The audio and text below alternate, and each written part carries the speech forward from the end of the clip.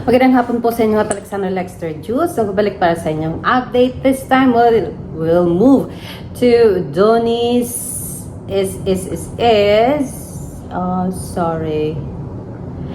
Donnie's update mga kaibigan. Sabi ni Desiree, si Donnie daw ay isa sa tinanghal or isa sa kikilalaning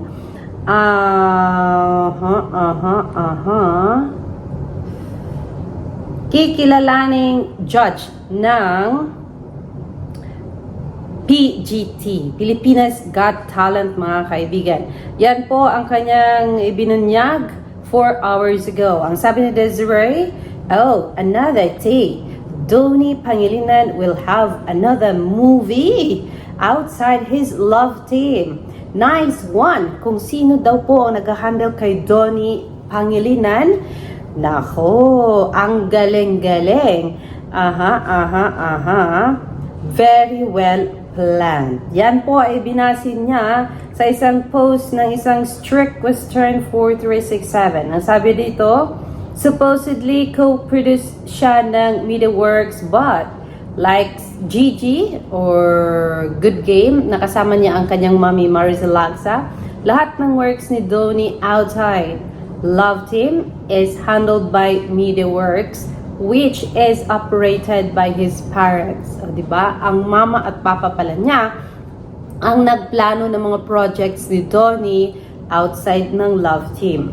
Edward Bobber is also under MediaWorks. May movie talagang gagawin si Donnie outside Love Team since mababakante siya kasi may birthday concert album na naman si Belle bago ang another project nila by the end of the year. So dahil mababakante si Donnie, so ang mangyayari ay gagawa daw ito ng isang movie outside his love team. Does that mean dahil pareho ang nag-handle kay Edward Barber and Donnie Pangilinan, ay po pwedeng magkakaroon sila ng project together? Does that mean hindi na po si Miss Love Kapulong ang nag-handle kay... Parang magulo, di ba? Kasi po ang alam ko, si Edward Barber ay kasama sa Christmas party ni Miss Love Kapulong last December. At pagkasama sila doon ni Maymay Entrata. But this person, sabi ni Strict Western, ang nag-handle daw po Edward Barber is also under MediaWorks.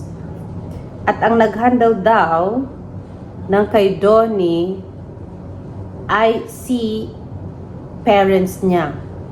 So, ang nag-operate daw ng MediaWorks ay si Mr. Anthony Pangilinan and Miss Maricel Lagsa. Kung kaya pala, nung birthday ng daddy ni Donnie Pangilinan, si Mr. Anthony Pangilinan, ay nandoon si Edward John Barber at si Mr. John Arcilia.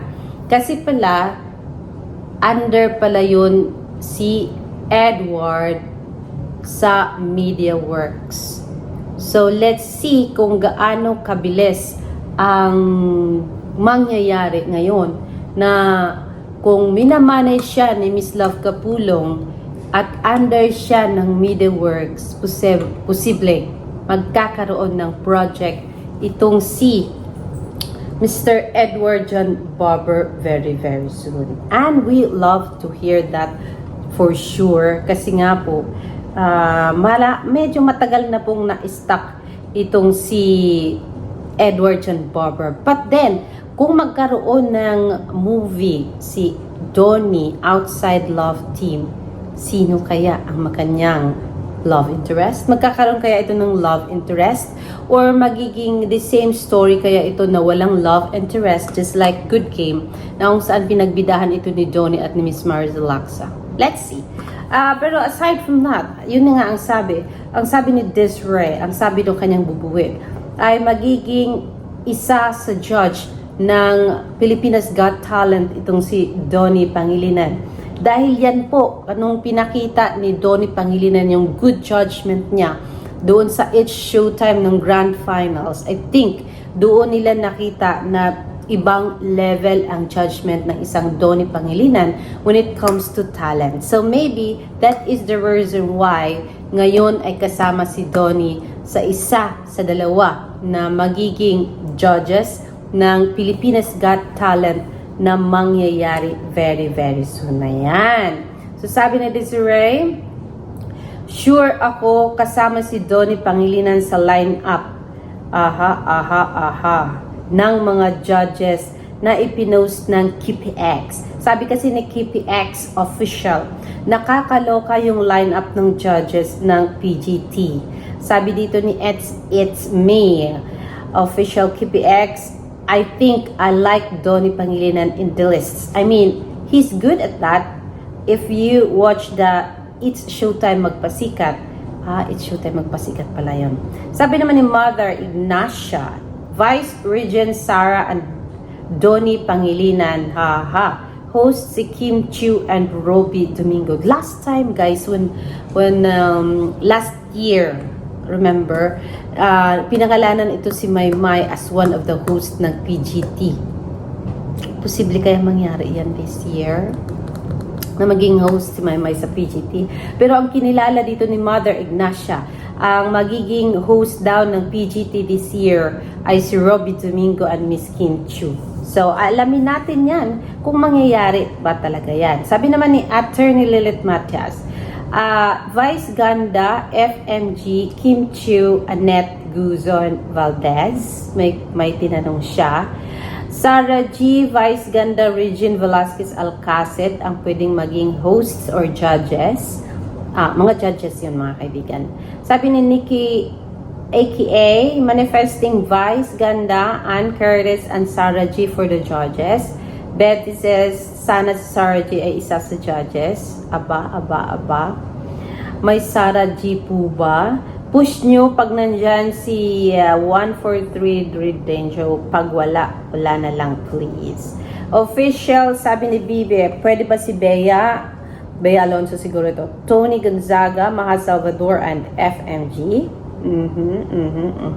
Two powerful women, sabi ni Doding Daga. Two powerful women daw, Charo and Juday. Sana kasama si Regine para masaya. Wag na sana si Luis o Robbie ang host. Kaumay. Ala, inayon si Robbie at saka si Luis.